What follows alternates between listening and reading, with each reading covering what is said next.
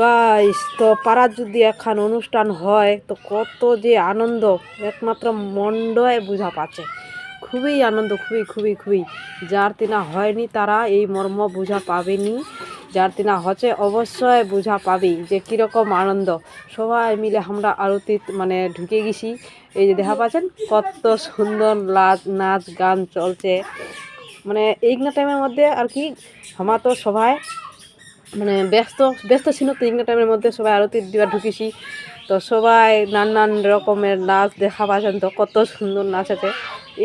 যার নি কোমর হিলবে তার অবশ্যই কোমর হিলাই ছাড়বি, এত মানে সবাই আর কি সবারই মনে একটা আশা যে আরতির সময় একটা আমরা নাচ টাচ করবো। তো এই টাইমের মধ্যে আর কি 8টা বাজে, মানে 8টা সাড়ে 8টার দিকেই একটা আমার আরতি করার টাইমটা একটা দেরি হয়ে গেছে। মানে মানে 8টার দিকে ঢুকা হলে তো একটা 15 মিনিট মানে পাছায় ঢুকিছে। তো যাই হোক, ভেলখুন থেকেই আর কি আনন্দ করল, এত সুন্দর আনন্দ, বাপরে বাপ, মনটা আর খুবই ভরে গেল। তো যাই হোক, এগুলো টাইমের মধ্যেই যদি আনন্দ করে নিই তারপরে তো তাড়াতাড়ি রাতটাও পালাচ্ছে আর কীর্তনখানেও আমার পালাচ্ছে, দেখতে দেখতেই সময় শেষ। তো এরকম আরতি হলে হওয়ার পর তারপরে খিচুড়ি খাওয়ার আরম্ভ। এই যে সবাই নিত্য নতুন সাজ পোশাক পিন্ধে এনে আনন্দ করছে।